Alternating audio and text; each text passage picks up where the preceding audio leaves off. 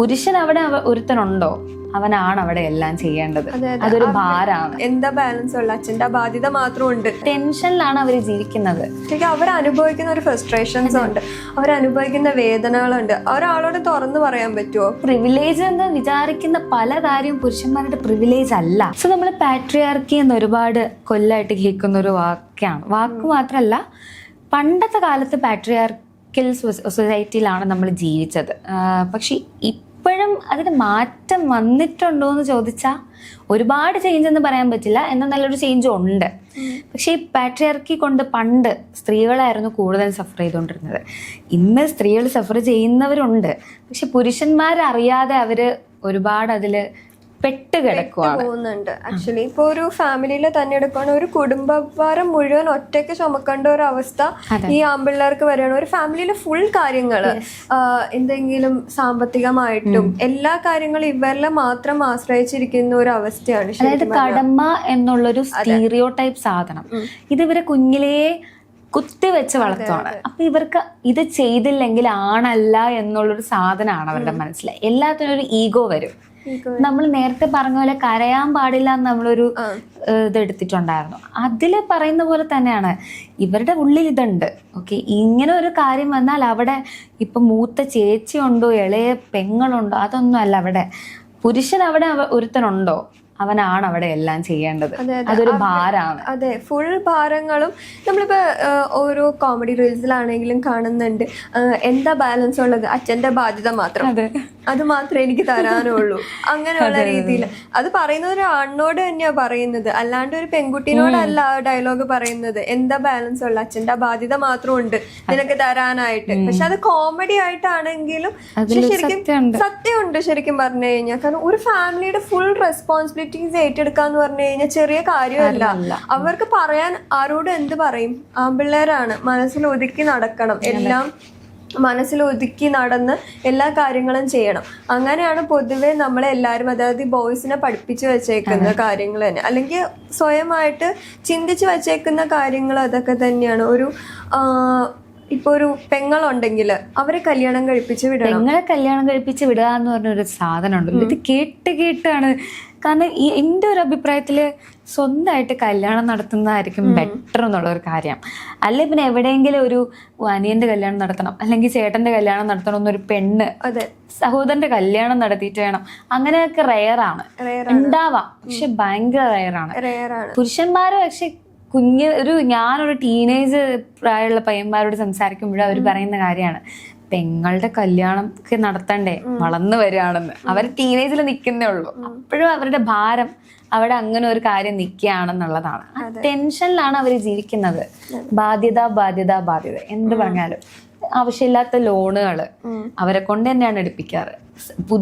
പുരുഷന്മാർക്കാണ് കൂടുതലും ഈ ലോൺ പരിപാടി, EMI കാര്യങ്ങളൊക്കെ സ്ത്രീകൾക്കും ഇല്ല എന്നല്ല. പക്ഷെ മെജോറിറ്റി ഈ കുടുംബത്തിന്റെ ലോണുകൾ ഉണ്ടാവുമല്ലോ. ഇപ്പം പെൺകുട്ടികളെ ഇളയതാണെങ്കിൽ പിന്നെ പറയണ്ട, അവിടെ പുരുഷൻ തന്നെ, മൂത്ത മോൻ തന്നെ ആയിരിക്കും ഫുൾ ബാധ്യത എടുത്ത് വെക്കേണ്ടി വരുന്നത്. അപ്പൊ അതൊരു ഇതാണ്. ഇപ്പൊ എന്റെ വീട്ടിൽ അങ്ങനെ പറയലുണ്ട്. എനിക്കതൊന്ന് മാറണോന്ന് ആഗ്രഹമുണ്ട്. പക്ഷെ എന്റെ കാര്യത്തില് ഞങ്ങൾ രണ്ടുപേരും ഈക്വൽ ആയിട്ട് തന്നെയാണ്. എനിക്ക് എന്റെ റെസ്പോൺസിബിലിറ്റീസ് ഉണ്ട്, എനിക്ക് ഫാമിലിയുടെ രീതിയിലുള്ള EMIs ഉണ്ട്, ലോൺസ് ഉണ്ട്. അത് ഞങ്ങൾ രണ്ടുപേരും ഈക്വൽ ആയിട്ട് തന്നെയാണ് എടുക്കുന്നത്. അങ്ങനെ ആവണം, ലൈക്ക് ഈക്വലി എല്ലാം ചെയ്യട്ടെ. ഇവിടെ ഇപ്പോ ഈ പാട്രിയാർക്കി അതാണ്, ഒരു പുരുഷാധിപത്യം കാണിക്കുമ്പോൾ സ്ത്രീകൾക്ക് അവിടെ സ്വാതന്ത്ര്യം കുറയുകയും ചെയ്യും. എന്നാ എല്ലാം കൂടെ ഡംപ് ചെയ്യുന്നത് ഈ പുരുഷന്മാരിലേക്കാണ്. ശരിക്കും ഒരു ബാധ്യത എന്ന് പറയുന്നത് സ്ത്രീകൾക്ക് വളരെ കുറവാണ്. അത് പുരുഷന്മാരെ അപേക്ഷിച്ച് നോക്കുമ്പോൾ സ്ത്രീകൾക്ക് വളരെ കുറവാണ്. ഇന്ന് ഉണ്ടാവാം, ജോലിക്ക് പോകുന്ന സ്ത്രീകൾക്ക് ഉണ്ടാവും, EMI അടയ്ക്കണം, അങ്ങനെ കുറെ കാര്യങ്ങൾ ഉണ്ടാവാം. പക്ഷെ ഏറ്റവും കൂടുതൽ ഒരു ഫാമിലി ലോൺ, ഒരു ഹോം ലോണും കാര്യങ്ങളും വരുന്നത് പുരുഷന്റെ പേരിലാണ്. ഹോം ലോൺസും കാര്യങ്ങളും ഏറ്റവും കൂടുതൽ എടുക്കുന്നത്. നമ്മുടെ ഈ പച്ചന്മാര് തന്നെ ആണെങ്കിൽ അവര് നാളത്തേക്ക് ഇനി കുറെ സമ്പാദിക്കാനുണ്ട്, മക്കളെ കല്യാണം കഴിപ്പിച്ച് വിടാനുണ്ട്, ഒരു വീട് വെക്കണം.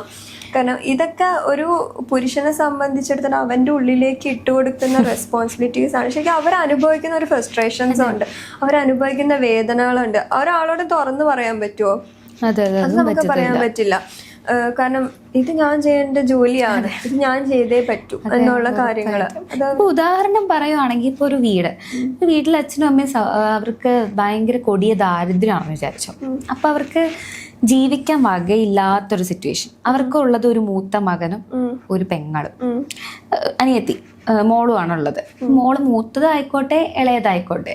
ഈ പയ്യൻ പഠിക്കുകയാണ്, സ്കൂളിലോ കോളേജിലോ പഠിക്കുകയാണെന്ന് വിചാരിച്ചു. ഇവർക്ക് പൈസ വേണം. ഈ ഒരു സിറ്റുവേഷനിൽ മകളെ ആയിരിക്കോ മകനെ ആയിരിക്കോ ഒരു ജോലിക്ക് വിടാം അല്ലെ? അതാണ് ഇവിടെ പ്രിവിലേജ് അവിടെ വരുന്നത് പെൺകുട്ടിക്കാണ്. അവർക്ക് കൂലിപ്പണിക്ക് പോകേണ്ട ആവശ്യം വരുന്നില്ല. ഈ ആൺകുട്ടിയുടെ വിദ്യാഭ്യാസമാണ് അവിടെ നശിക്കുന്നത്. അതാണ് ഈ പ്രിവിലേജ് എന്ന് വിചാരിക്കുന്ന പല കാര്യവും പുരുഷന്മാരുടെ പ്രിവിലേജ് അല്ല.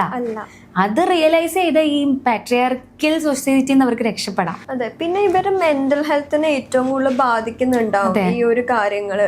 അത് പറഞ്ഞ പോലെ തന്നെ ആരോടും പറയാനില്ല, കരയാൻ പാടില്ല. ആരോടാ പരാതി പറയാ? പെൺകുട്ടി.